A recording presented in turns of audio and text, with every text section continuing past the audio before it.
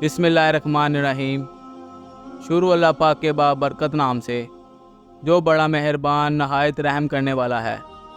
M کے N specs کے معزز خواتین و حضرات، السلام علیکم۔ محترم ناظرین گرامی، عرفات مکہ سے باہر ایک میدان ہے۔ یہ بہت برکت والی اور پاک جگہ ہے۔ اللہ تعالیٰ نے اس جگہ کی قسم بھی کھائی ہے۔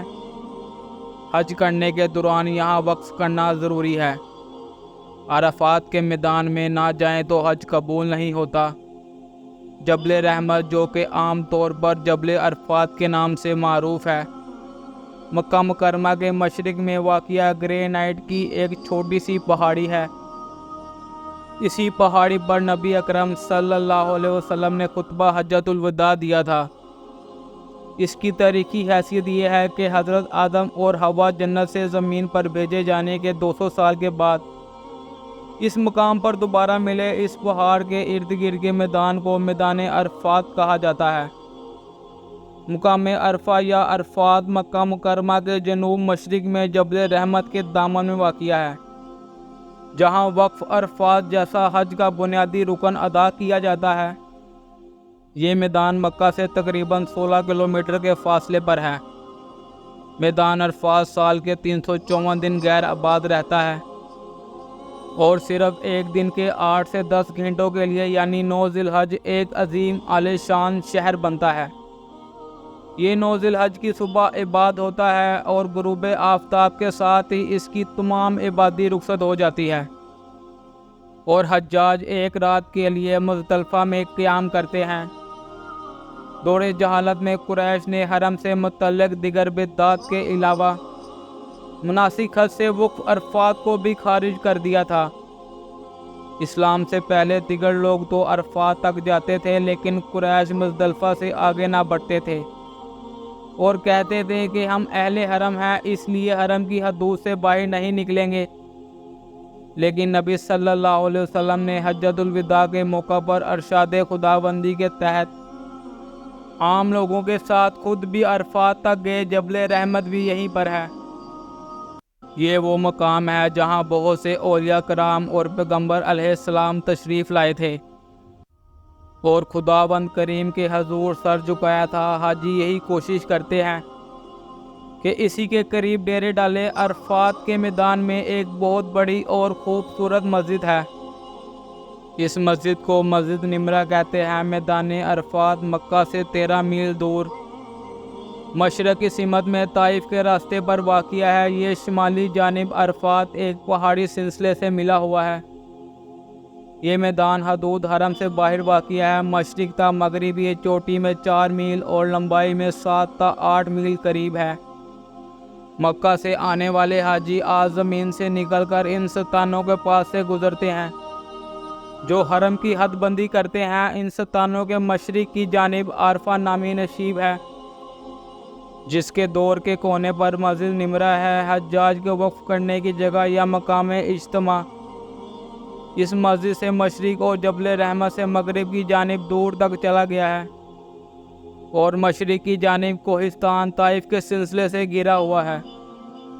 میدان عرفات میں ہی حضرت آدم علیہ السلام اور اماں حوا دونوں نے جنت میں اپنی غلطی پر پشیمانی کا اظہار کرتے ہوئے اللہ سے توبہ کی اور اللہ تبارک و تعالیٰ نے انہیں معاف فرما دیا۔ دوران حج مسلمان ذی الحج کی 9ویں روز اسی پچھتاوے اور اللہ سے توبہ کے سنت کو ہر سال دہراتے ہوئے لاکھوں مسلمان حج کے موقع پر میدان عرفات میں جمع ہو کر دن بھر قیام کر کے اللہ کے حضور توبہ اور عبادت کرتے ہیں۔ یہ میدان 10 میل لمبا چوڑا ہے۔ لوگ منا سے بسوں اور لاریوں میں یہاں آتے ہیں۔ یہاں بھی خیمے کرائے پر ملتے ہیں اور حاجی اس میدان میں خیمے لگا کر رہتے ہیں۔ میدان میں جس طرف نظر جاتی ہے خیمے نظر آتے ہیں۔ حج کے مہینے کی 9 تاریخ کو عرفات میں حاضری دینی ہوتی ہے۔ ایک مسجد باطن عرفہ ہے یا خانہ کعبہ کی حد سے قریب ہے۔ میدان عرفات میں اب ہاسپٹل، پولیس چوکیاں، ہوٹل اور پھل وغیرہ کی دکانیں ہیں۔ نہر زبیدہ بھی یہی ہے۔ اب یہ نہر اوپر سے ڈھانپ دی گئی ہے۔ پہلے اس میدان میں دور دور تک پانی اور کھانے پینے کی چیزیں نہیں ملتی تھیں۔ لیکن اب انسانی ضرورت اور سہولت کی ہر چیز مل جاتی ہے۔